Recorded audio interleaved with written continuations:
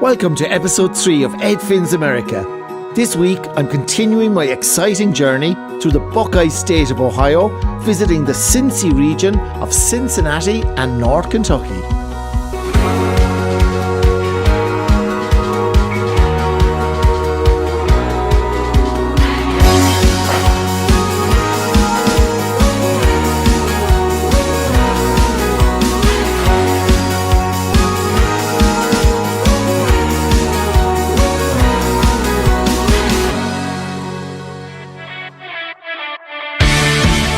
On the banks of the Ohio River is Cincinnati.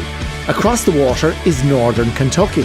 This is the Cincy region, which offers over 2 centuries of culture, world-class urban art, and the best of bourbon. This walkable city is a feast for the senses. First up is a foodie's paradise where the mayor of the city, Mayor Aftap, took us on a tour of the Taste of Cincinnati Festival.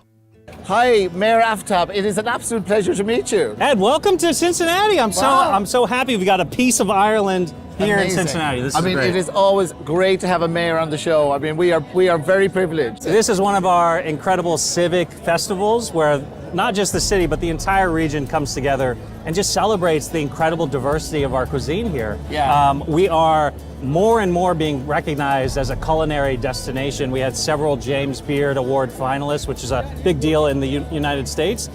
Your quality of life here, your arts, your culture.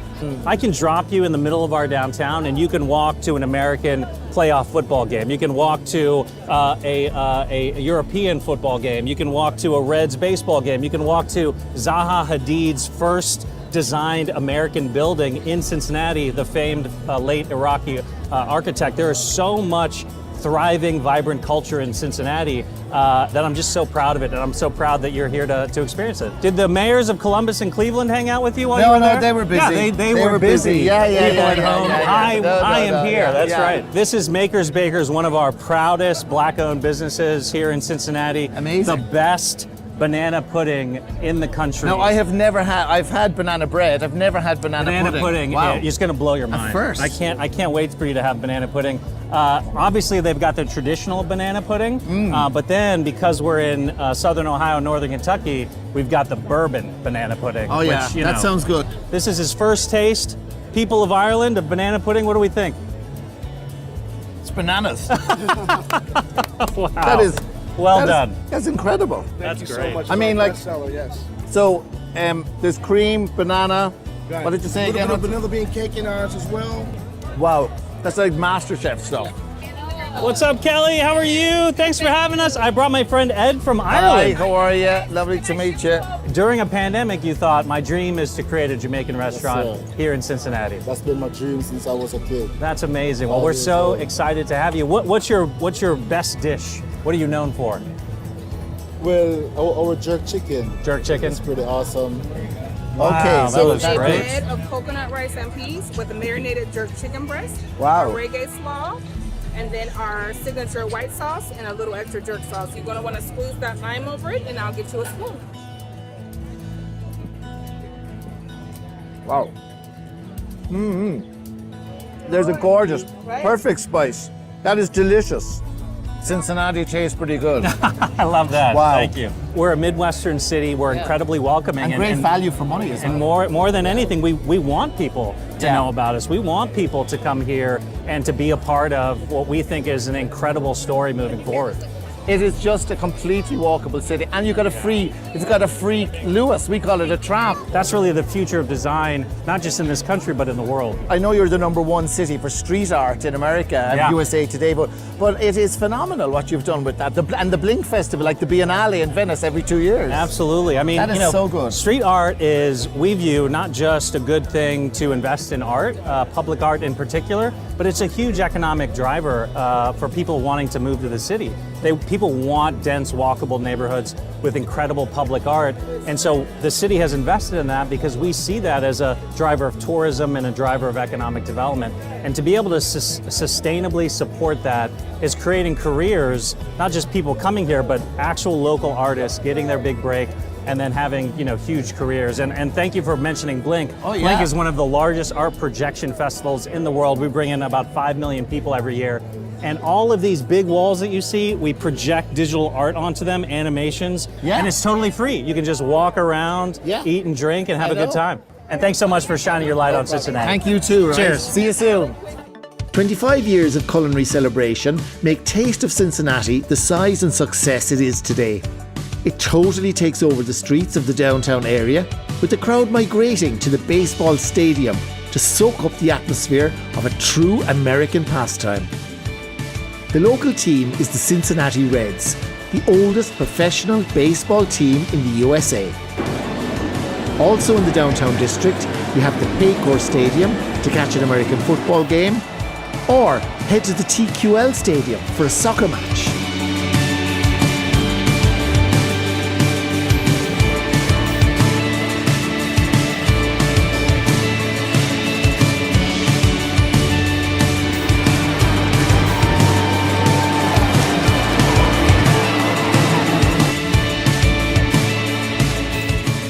Next up was Miranda, a legend in her own right, who took us on a tour of the spectacular and rich architecture of Over-the-Rhine, the German cultural quarter of Cincinnati. So what have you got in store today? Oh, I've got so much fun for you. I'm going to tell you some of the deep, dark secrets of this area, over the Rhine particularly, and then we're going to go 30 feet underground into old 1800s lagering tunnels where they used to make beer. Wow. If that sounds good. But first, I do want to show you, Ed, my absolute favorite building in Cincinnati, which amazingly happens to be right here. Oh la la.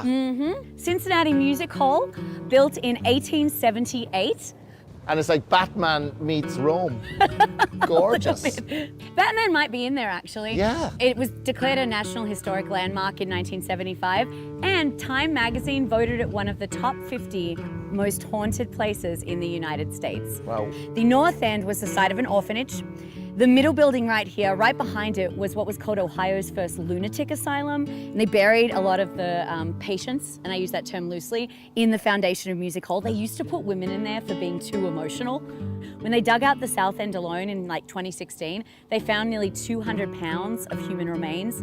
So between the mass grave, lunatic asylum, orphanage, you're kind of checking all the boxes. And Ed, can you feel that? Cold breeze. Yeah. Oh my God. It's eerie. Amazingly to me, there's only 2 types of beer in the Yeah, world. Do you yeah. know the 2 types of beer? Hot and cold. It's actually ales and lagers. Yes. Ales traditionally have a higher alcohol content. They're easier to make. They brew at room temperature. Lagers traditionally have a lower alcohol content, which is why they were beloved in the 1800s, because it was safer to drink beer than to drink the water available. So Yeah. everyone loved these low alcohol lagers because they could drink them all day without falling over. But they're harder to make. They brew at temperatures around 40 to 45 degrees. So in the 1800s, everybody had to invent a refrigeration system, so they dug 30 feet underground. Without further ado, we're going to head off underground. Yeah, let's do it. Okay. I'll go first, and I'll keep my arms open at the bottom. Okay. In case you trip or just need a hug. Here we go. These are called the John Kaufman Tunnels. Wow. Welcome to the Kaufman Tunnels. The tunnels, like I was telling you, existed for that sole and noble purpose of fermenting those lagers that the Germans loved so much.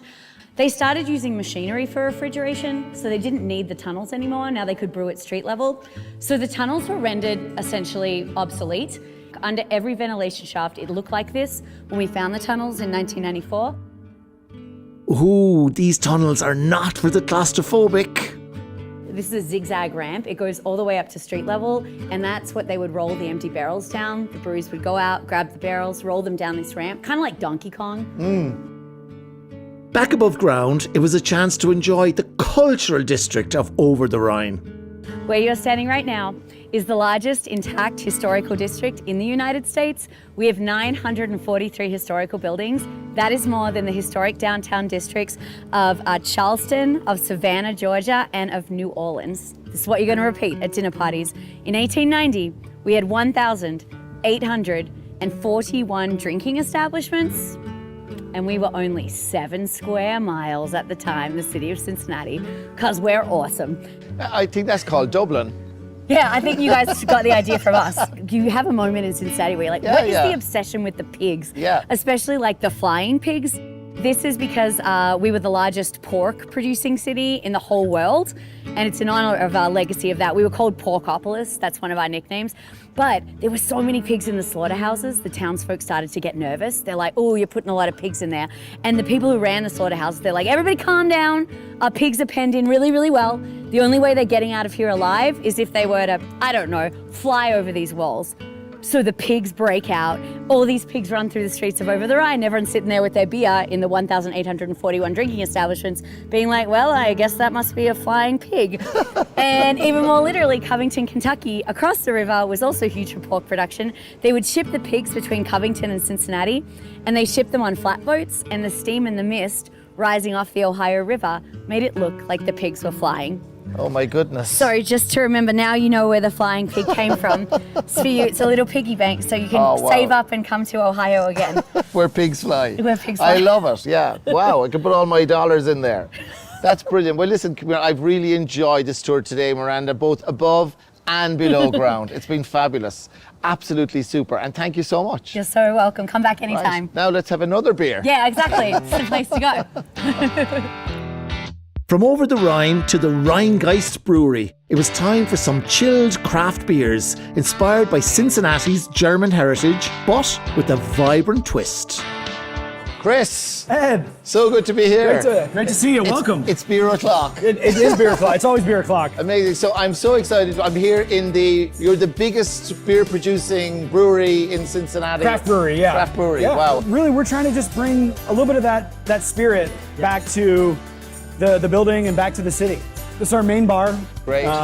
It's always been here for the whole time we've been here. Juicy Truth. Yeah, we got Juicy Truth. I love it. Truth. Okay, I'm a little bit thirsty. Come on. Yeah, let's head up to the roof and try some beers.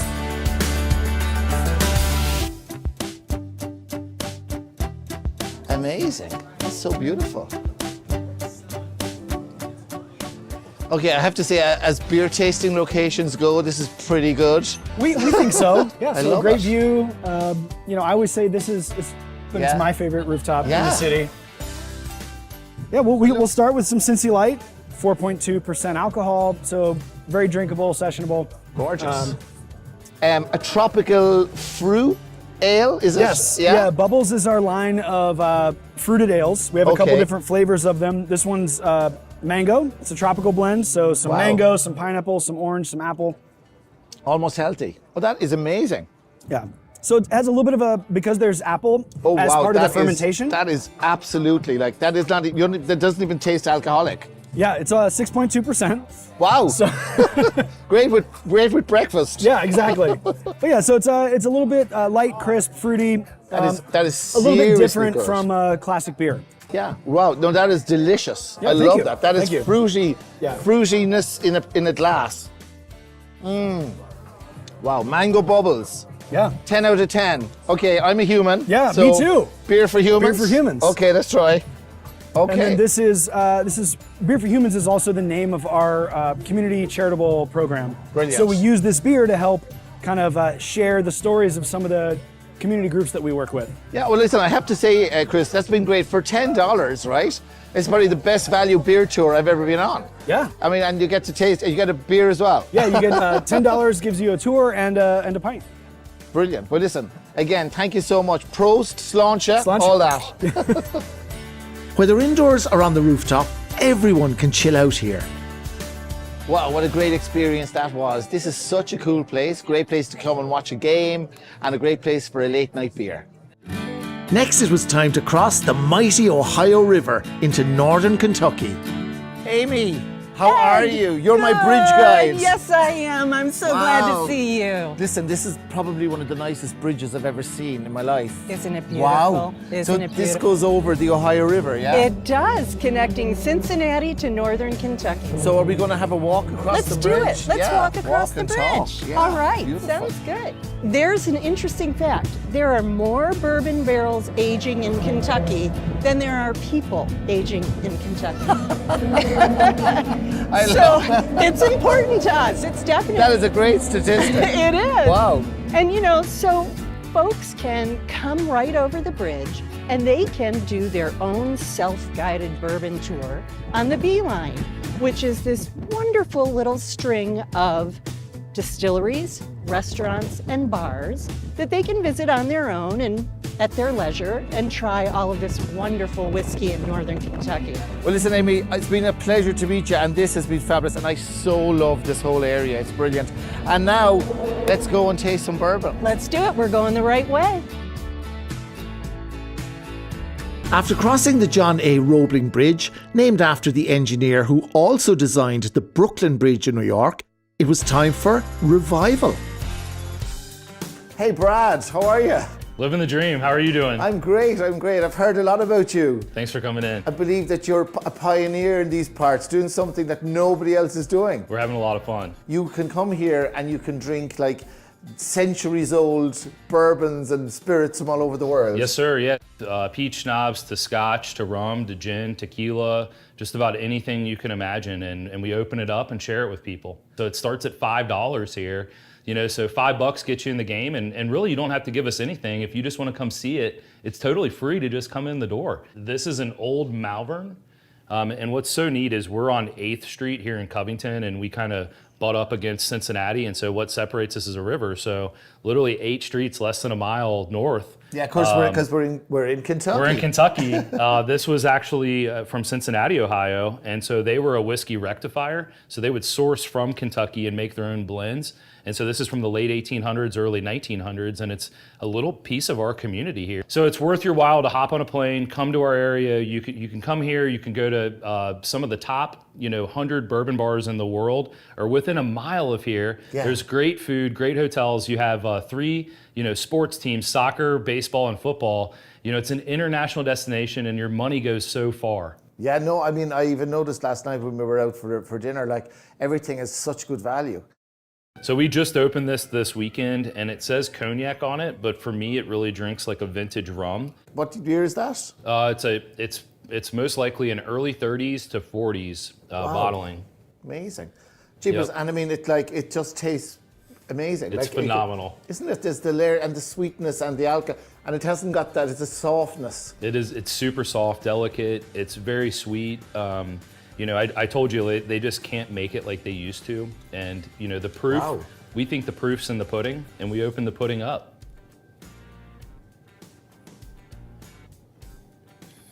I mean, Wow. it's just so good.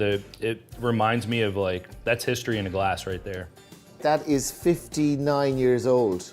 Yeah. 59 years in a glass. Yes, sir. Ishkabaha, we say, the whiskey or the water of life. Oh, okay. Yeah. I like that. I'll have to start using it. Yeah. Well, Brad, that has been phenomenal, right? And I want to say to you, there are long ships and tall ships, and ships that sail the sea. But the best ships are friendships, and may they always be. My man. Cheers.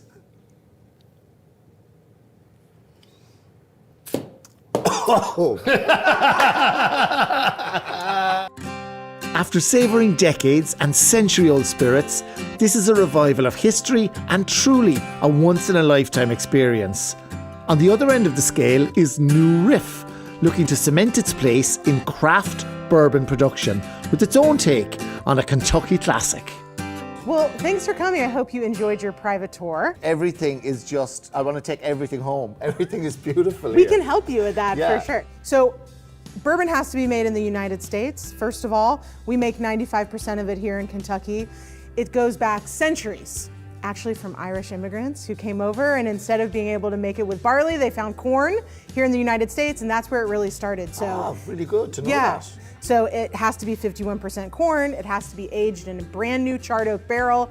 There's rules about what proof, so how much alcohol it can come off the still and go into the barrel. So here in the States, we really care about the rules of our whiskey. Yeah, well, I can feel your passion. Yeah, It's of amazing. course. It looks like gold in a glass, That's right? what we like to think so. It's glorious. Well, So, this is let's start with the first one here. So this is what you have. and by the way, riff, you told me, is a take. So it's new riff means your take on something. Exactly. So it's like a musical term when you're riffing on a song. So you think if bourbon is a song that has been played for hundreds and hundreds of years here in Kentucky, we're doing our own riff on it. So it's a new riff on a very old tradition. We're gonna taste our flagship. So this is our main whiskey. This is what we called our bottled and bond bourbon. That's this one here. Okay, great. It's 4 years old. So cheers. We Cheers, always take Hannah. a smell of it and then a little sip. and you'll pick up some spice and some sweetness on it. My God. I mean, I'm actually blown away by your bourbons here. Thank you. It's like bourbon or whiskey lovers paradise here. It's, bourbon is so much sweeter than a lot of world whiskeys, as Scotch or Irish whiskey, because of the corn content. You think about that. So the next whiskey we've got is a 100% rye whiskey. But we make ours with 100% rye. So rye has to be 51% rye, but we go all the way. We like the spice. You'll pick up a lot of bite, that kind of big, bold cinnamon, citrus peel. Yeah. And this is how many? This is, did you say this is also 4 years old. Okay. Yep. And we love this in cocktails. Oh, wow. So different, right? Yeah. Yeah. So Very that different. is really velvety, smooth, and again, not probably as sweet for me anyway. But Way less sweet. Lovely, yeah, very pure. The smoothness a lot in our whiskeys, again, this is emblazoned in our glass. There's a thing called chill filtering. So you think about when you make a soup, the end of the night, you let all that fat cool, you put it in the refrigerator and you can scrape it off the top. People do that with whiskeys as well. So because it's made from grain, it's aged in a wood barrel, there's oils and fats that get into the product. And if you want to bottle it at a lower percent alcohol, at a lower proof, when you add water back to it, it'll look cloudy. So people chill filter, they cool it down, they scrape those oils off the top. But we don't do that. We are adamantly opposed to chill filtering because we think that luscious, velvety mouthfeel is part of the joy of drinking it. So this is the exact same bourbon as what we tasted first, 4 years older. So it's spent all that time here in the summers and the winters in Kentucky in the barrel. When it's hot, that whiskey pushes out into the wood. When it's cold, it contracts. But this 8-year-old it's our favorite. Oh my goodness. It's so smooth. Now I actually even can notice the difference. That is the kind of creme de la creme stuff. Yeah, it's great. Wow. It's good stuff. It's got a lot of dark fruit. You pick that up and it's just richer, more oak on it. Thank you. One of the best bourbon tastings I've ever been on. Here's to North Kentucky. Cheers, thanks.